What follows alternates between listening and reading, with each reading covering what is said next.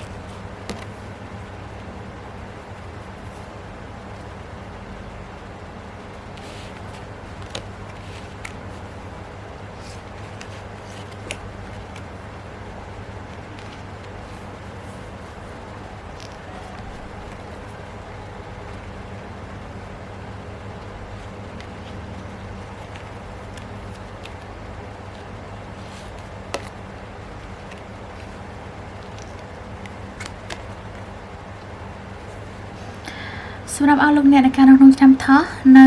ពាក់កណ្ដាលខែតុលានេះអាចថាគាត់ជាមនុស្សម្នាក់ដែលនៅមានរឿងអតីតគិតអត់ទាន់ភ្លេចបានណានេះមកមើលបញ្ហារឿងលុយកាក់វិញសម្រាប់អស់លោកអ្នកในការក្នុងឆ្នាំថោះនៅក្នុងពាក់កណ្ដាលខែតុលានេះរឿងលុយកាក់បើគាត់អត់សូវជាល្អទេអាចថាគាត់កំពុងតែខ្វល់ខ្វាយរឿងព្រួយបារម្ភកើតទុករឿងលុយអញ្ចឹងណាដោយសារតាជួយគេជួយគេធ្វើឲ្យលំបាកខ្លួនឯងនៅក្នុងពាក់កណ្ដាលខែហ្នឹងណាងាយមកមើលបញ្ហានៃការរកស៊ីវិញសម្រាប់អស់លោកអ្នកដែលកើតនៅក្នុងឆ្នាំថោះនៅពាក់កណ្ដាលខែតុលានេះគឺរឿងការរកស៊ីរបស់គាត់អត់ល្អទេគឺអាចថាគាត់មានរឿងខកចិត្តច្រើនណាហើយមួយទៀតការរកស៊ីរបស់គាត់ហ្នឹងនឹងមានការបរាជ័យហើយនឹងមានការខាតបង់ច្រើននៅក្នុងពាក់កណ្ដាលខែនេះណាងាយមកមើលបញ្ហារឿង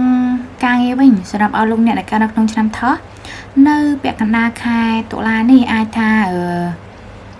ការងាររបស់គាត់ល្អគឺគាត់សប្បាយរឿងការងារហើយមួយទៀតអាចនឹងមានដំណឹងល្អថ្មីចូលមកដូចទីហៅថាឡើងប្រាក់ខែឬឡើងតំណែងណា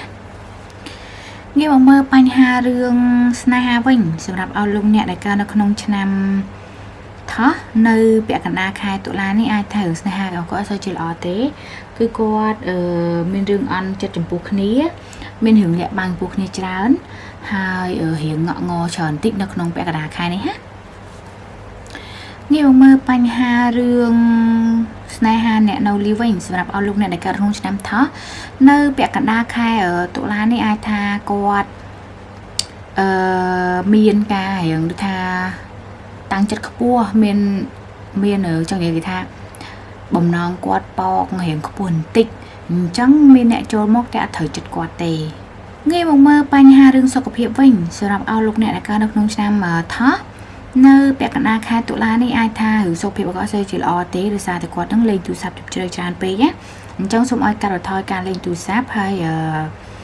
ឲ្យឆាប់ចូលគេងផងដោយសារគាត់អាចនឹងគេងអត់គ្រប់គ្រាន់ណានៅក្នុងពាក់កណ្ដាលខែហ្នឹងណាជាទីបញ្ចប់នឹងខ្ញុំសូមបញ្ចប់ការព្យាករណ៍រិស័យសម្រាប់ឆ្នាំថោះនៅពាក់កណ្ដាលខែតុលាត្រឹមប៉ុណ្ណេះនេះខ្ញុំសូមអរគុណដល់ពុកម៉ែបងប្អូនទាំងអស់គ្នាដែលបានតាមដានទស្សនានៅវីដេអូការព្យាករណ៍រិស័យរបស់នេះខ្ញុំតាមដានរហូតដល់ចប់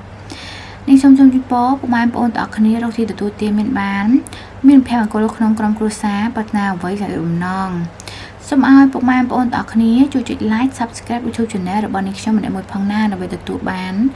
នៅវីដេអូការព្យាករណ៍រិស័យថ្មីៗបន្តទៀតអរគុណ